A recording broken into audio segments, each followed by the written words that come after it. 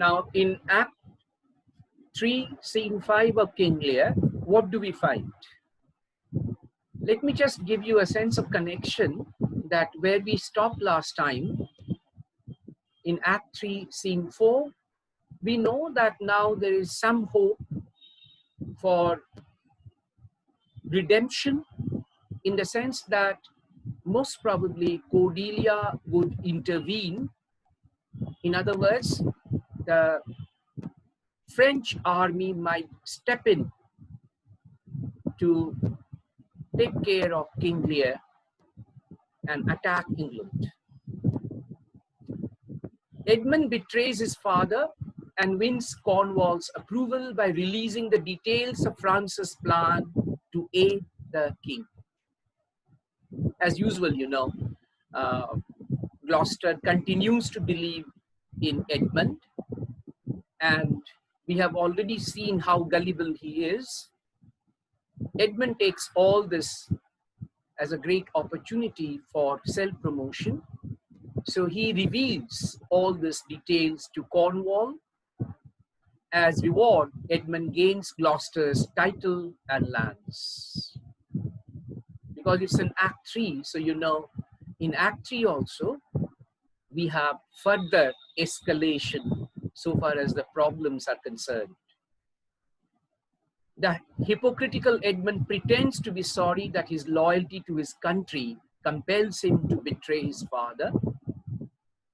But we know better that actually Edmund is only promoting himself and his own chances to become the Earl of Gloucester. The villainy of Edmund reaches its climax here. He is also at the height of his power and prosperity, obviously, because I just mentioned that because of this betrayal, well, he has been awarded by the earlship. The scene also serves the purpose of providing dramatic relief, as it prevents the growth of Lear's madness from becoming too oppressive. We have already seen those heat scenes where Lear is almost on verge of losing all his sanity.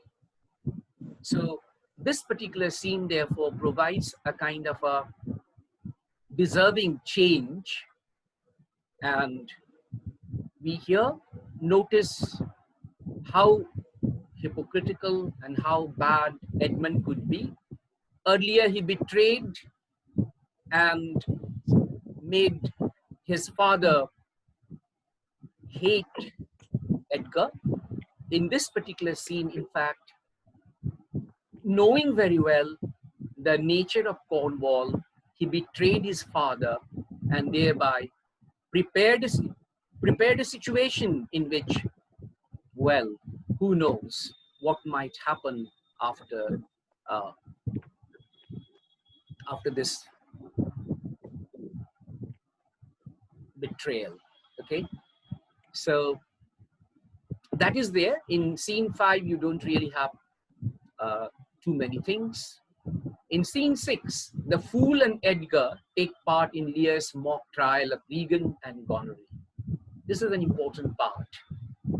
This is an important scene because Lear, who is almost on verge of losing his sanity,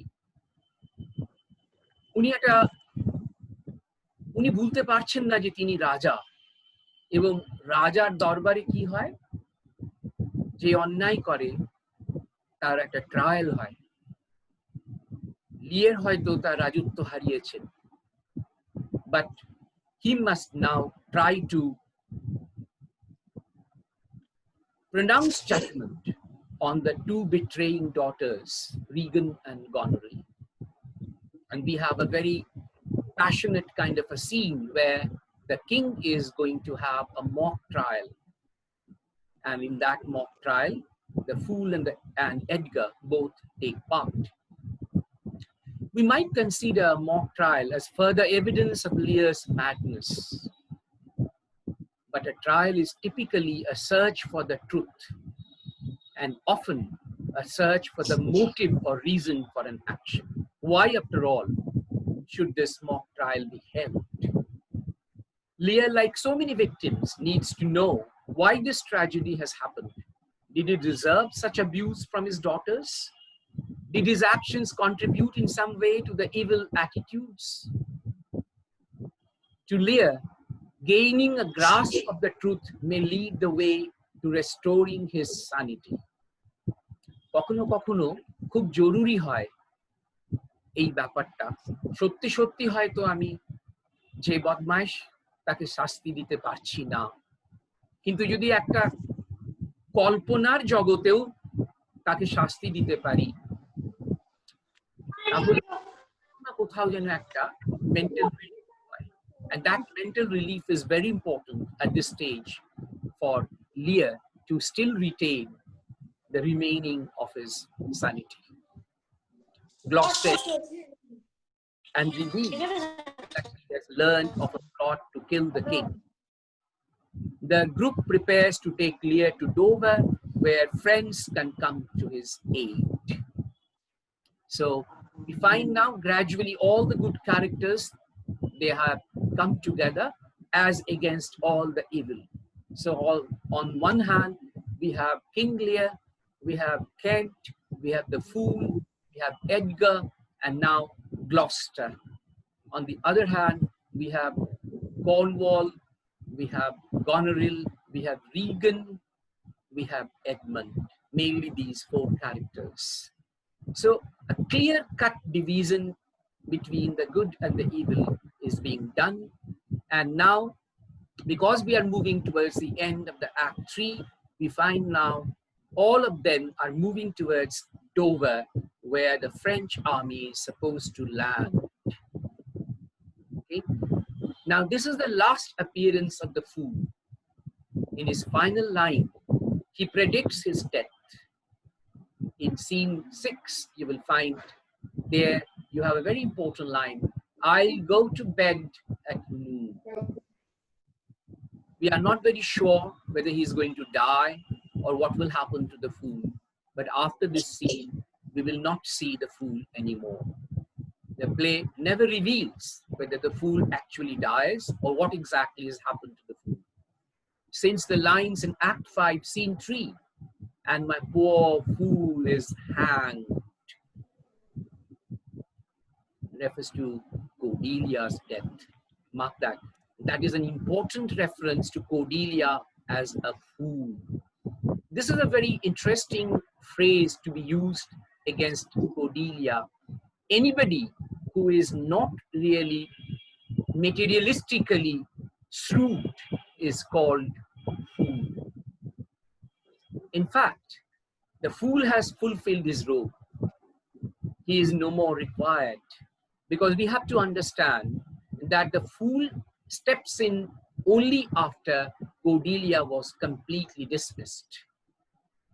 So Cordelia, once Cordelia is coming back, now we don't require the fool. And therefore, both Cordelia and the fool are caretakers for Lear. And when one is present, the other need not be. Right. Brutality. Now, here then we move to the scene 7. Now, I would just take you to the movie once, because I feel that a number of things cannot really be properly understood unless we can visualize those actions.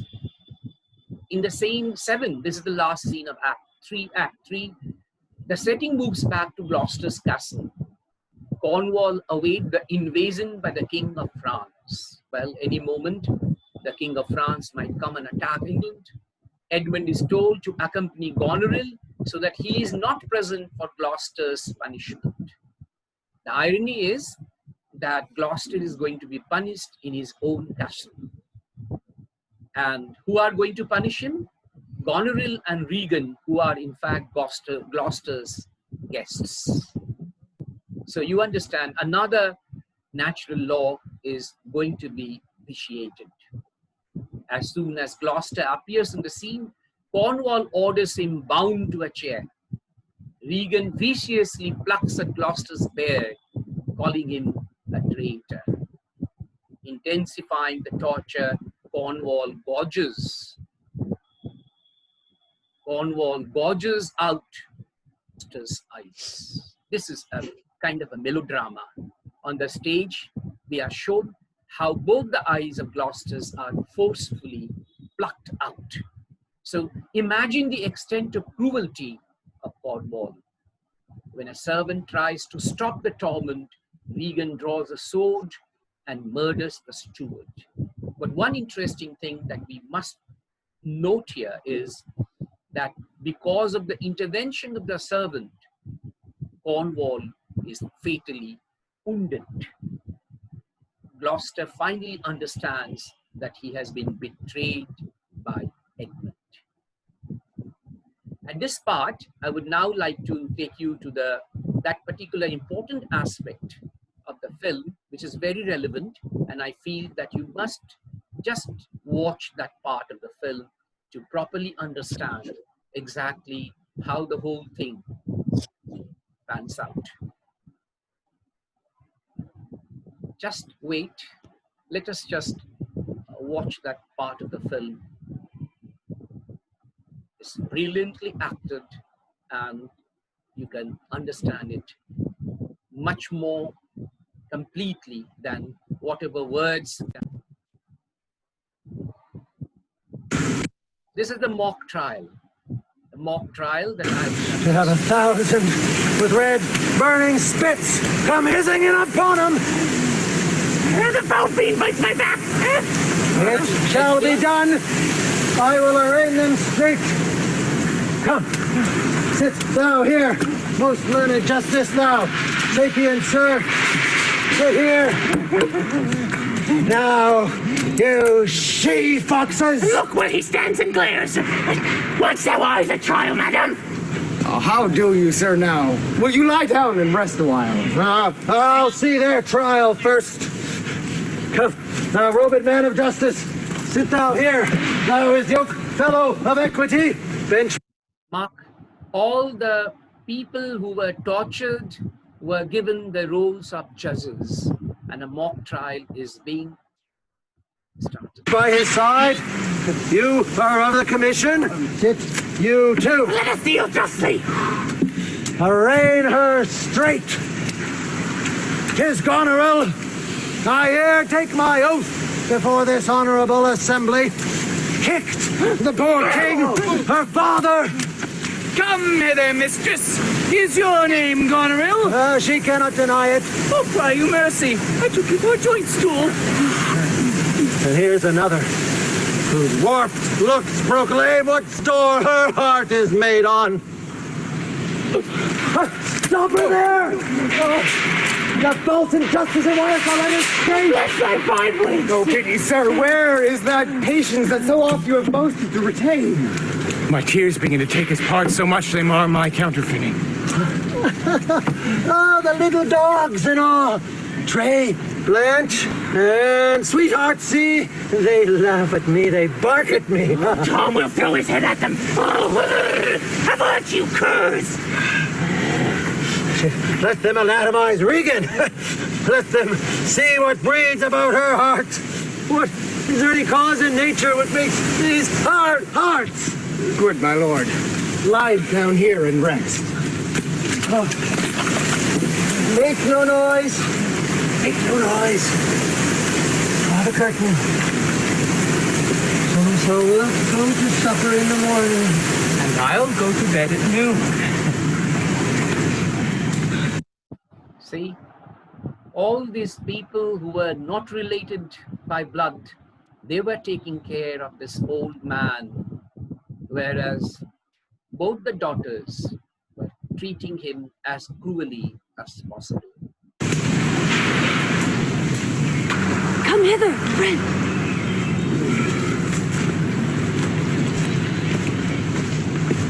Where is the king, my master? Here, he sleeps, but do not wake him. His wits are gone. My friend, prithee take him in thy arms. I have ordered a plot of death upon him.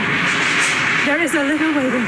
Lion in it, and drive toward Dover, friend, where thou shalt meet welcome and protection. Take up thy master. If thou shouldst dally half an hour, his life and thine and all who offer to defend him stand in assured loss. Take up, and follow me. Oppressive nature sleeps. Come, help to grab. Gloucester has come to tell them about the plot that was going on to kill King Lear, and he wants all of them to be safely removed. Thy master! You must not be left behind!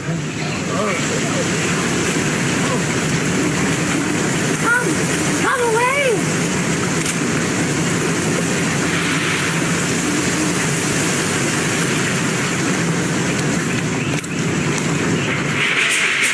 How light and portable my pain seems now, when that which makes me bend makes the king bow.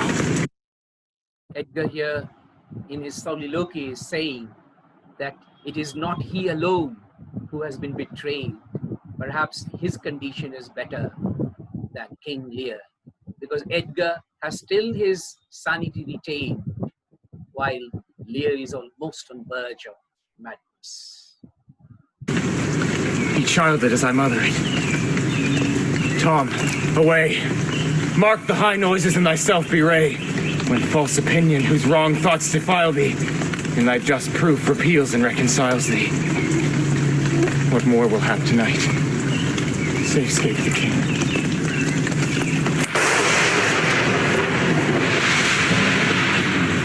Now we are being taken to Gloucester's castle, where that cruel episode will...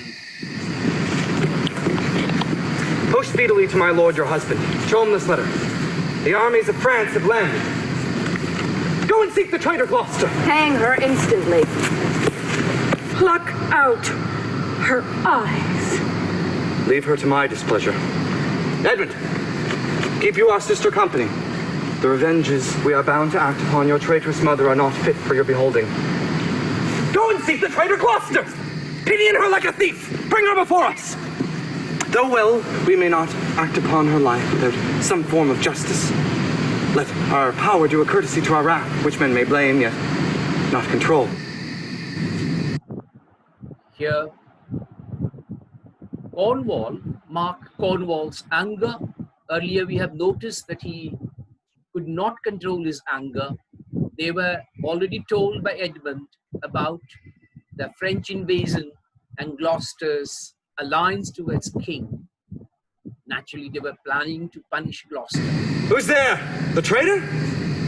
Ungrateful fox, 'tis she. Bind fast her corky arms. What means of graces? Good my friends, consider you are my guests. Look at this. Gloucester is saying, well, you all are my guests. How can you behave with me like this? But Do me no foul play. Bind her, I say! Hard. Hard! Oh, filthy traitor. Unmerciful lady as you are, I'm none. To this chair!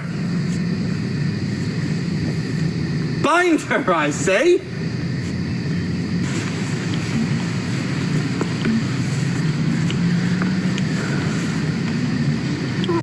earlier, you remember, Kent was put under the chains, and now it's Gloucester's turn. Oh, naughty lady. I am your host. What will you do? Come, mistress. What letters had you late from France? Be simple answered, for we know the truth. And what confederacy have you with the traitors late-footed in the kingdom? To whose hands you have sent the lunatic king? Speak! I have a letter guessingly set down by, which comes from one who's not opposed. Cunning. And false. Where hast thou sent the king? To Dover. Wherefore to Dover? Was there not charge? Wherefore to Dover? Let her answer that! I am tied to the stake and must stand the course. Wherefore to Dover?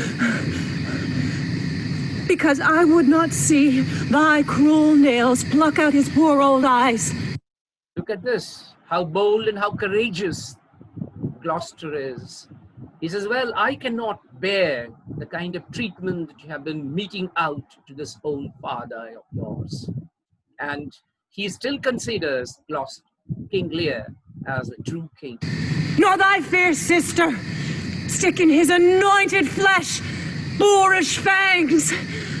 But I might live to see vengeance on these horrid children. See it? Thou shalt never. Upon these eyes of thine I'll set my foot.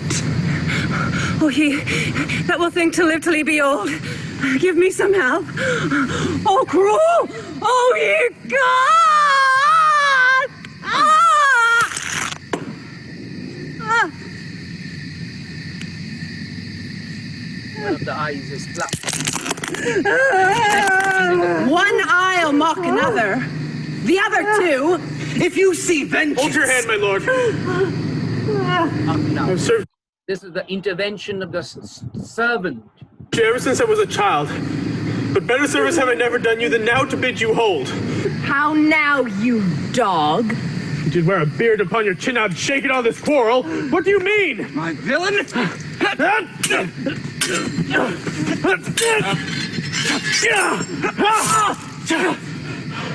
Hey then, come on, and take the chance of anger. Mark, and from the backside, Regan is striking this servant, loyal servant, who has come to aid his master, Gloucester.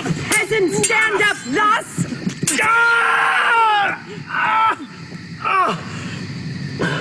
I'm slain.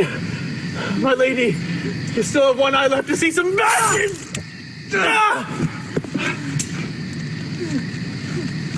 You, lest it see more, prevent it.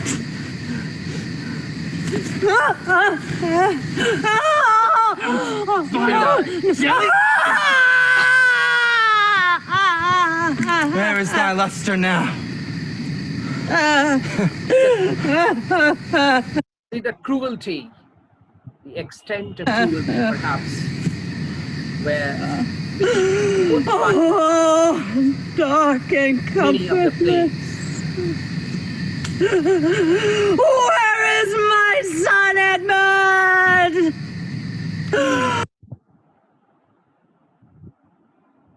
And Gloucester realizes the truth, realizes the fault that he committed by trusting Edmund and by thinking that Edgar was doing something of a plotting.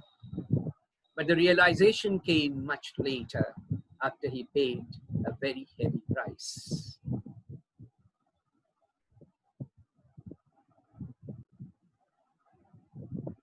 So that is the end of Act 3. We understand the brutality of Gloucester's blinding must be seen and heard on the stage. That's the reason I thought that, well, you all should just have that clipping of the film.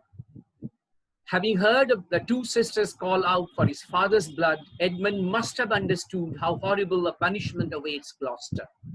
And yet the unrelenting Edmund unscrupulously leaves on his personal mission of self-promotion. Cornwall's villainy in the scene is made manifest. He has become the beast that is lurking just beneath the veneer of civilization. So civilization was just an outer overcoat, that coating. Underneath, he was a beast, nothing more than that. Although Gloucester reminds Cornwall that they are guests in his home, neither Cornwall nor Regan has any interest in maintaining the rules of hospitality. Regan's plucking of Gloucester's beard reinforces the point that she has no basic respect for age or rank. Gloucester is an earl and an elderly statesman, and Regan's pulling of his beard further rejects the structure of nature. So you have again and again the violation of nature's order. Gloucester has made many errors in judgment, but in this case, as with Lear, the punishment is absolutely out of proportion. The plucking out of Gloucester's eyes is so brutal that not even Cornwall's servants can stand by without reacting. So there we end Act 3, and we move to Act 4, Scene 1. Now this is the setting, once again, on the heath. a blinded Gloucester is led by an elderly man, and he is just one of his tenants. But mark that, Shakespeare is again and again showing us that, well, when the blood relations betray, you have somebody else who perhaps has a better heart full of compassion, steps in. And here is one of the tenants, leading blinded Gloucester. The ailing Earl laments that he maltreated Edgar. The tragic irony is that when Gloucester had his vision, he could not see the deception being played upon by Edmund. Now that he has lost his outer vision, physical vision, his inner vision helps him see the truth. In many ways, Gloucester's response to his tragedy parallels King Lear's. Like Lear, Gloucester feels despair and questions gods who can kill us for their sport. This is a very important speech, you know, in Scene 1, Act 4, where Gloucester is questioning divine justice. In fact, later on, we are going to make a distinction between divine justice and fate. And like Lear, Gloucester finds his humanity in the midst of his tragedy. How? You remember earlier it was Lear who noted that Edgar was almost naked, and therefore Edgar, in the guise of poor Tom, must be clothed. Here, the blinded old man Gloucester asked that clothing be brought so that poor Tom might be covered. Mark that. Is a very different man from the Gloucester of the earlier scene. In fact, the very first scene of Act 1, where he boasted about the good sport he had at Edmund's illegitimate conception. That was the earlier Gloucester, who boasted of his position and therefore never felt ashamed of giving birth to a bastard. Now, this Gloucester is changed. This action parallels the self-awareness that moved Lear to suddenly consider the poor and disadvantaged in Act 3, Scene 4.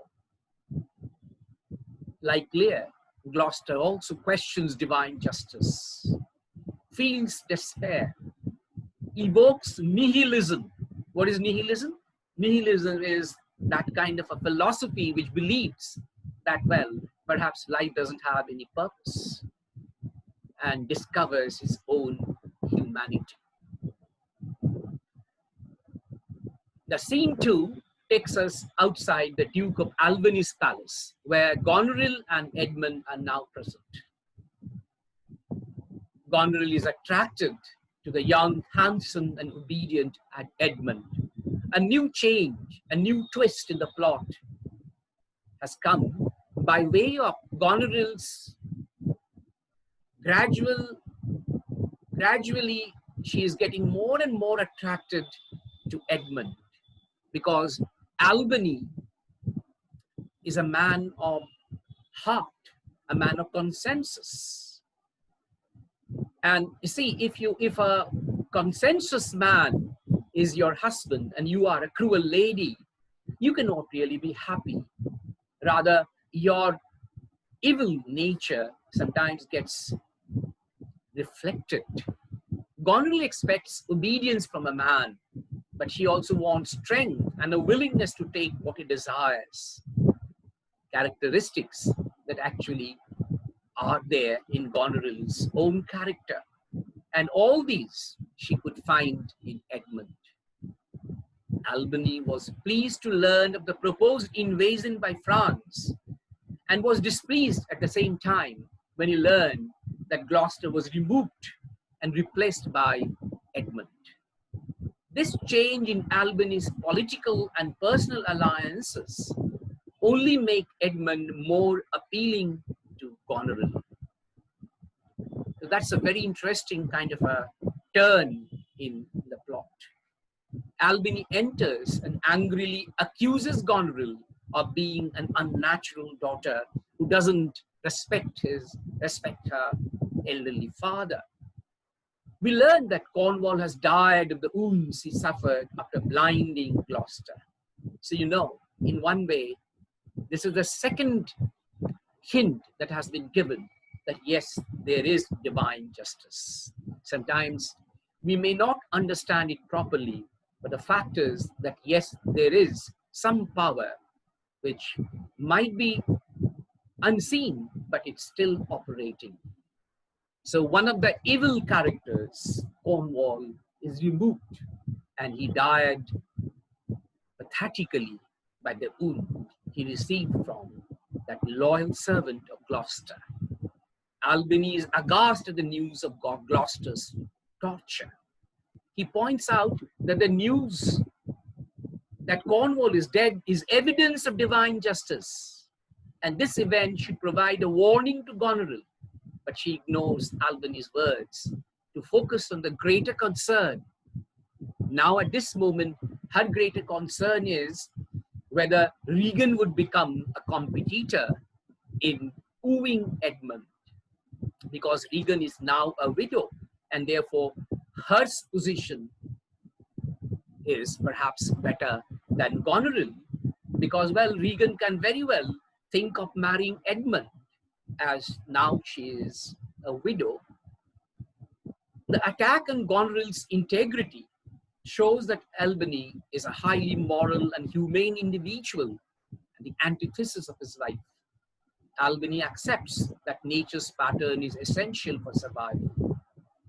Mark that. So once again, you have clearly people coming in to support nature's natural order, sanctity of nature's law, as against man-made selfish laws.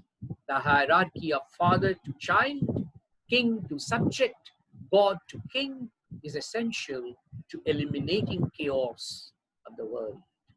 So Shakespeare is often accused of providing a bleak kind of a world in King Lear. But perhaps there is suggestion enough that yes, after all, there is also divine justice. Goneril has reversed that natural order in a treatment of Lear, and the resulting chaos and anarchy has turned man against himself. Goneril is heir to one half the kingdom, and she wants Albany to note it, that she is the mistress, not Albany, and therefore she wants to control the kingdom, Albany, and now Albany is morally stronger than Cornwall. Cornwall became an evil ally. Although Albany hesitated earlier to confront Goneril when he thought she was wrong, he is not the willing participant in evil that Cornwall has shown himself to be. So it's very clear, right from the very first scene of the play, King Lear had a preference of Albany over Cornwall. So Cornwall is almost an evil incarnate, a suitable husband for Regan. But Albany has that conscience. And earlier it was latent. He remained a bit dormant, but now with evil coming to the fore and all cruelty exceeding imagination, Albany intervened. So he would openly criticize Goneril for her unnaturalness and would try to protect whatever is genuine, correct, and true. Albany is genuinely shocked when he learns of Gloucester's blinding, while Cornwall easily succumbed to this perversion. So you have a very clear compare and contrast between these two sons-in-law. As the highest ranking nobleman remaining, Albany will have no choice now but to defend England against the French invasion. This is a very important aspect that you have to understand, that this scene signals that Albany's loyalties will not be with his wife, but with those who defend Lear. And yet, his predicament is that on one hand, he has to look after Lear, and on the other, he has to defend England. Goneril's role here is in contrast to that of most Elizabethan women. The chain of authority was from God to king, king to subject, obviously male, and male to women and children. Elizabeth I, refused to marry rather than be subject to any man's authority. Goneril, however, sees herself as the ultimate authority, and this contradicts the reality of this historical world. Okay, so I think there we should end today. And now I stop sharing my screen and leave it to you to ask any question if you have. Do you have any question to ask? Could you understand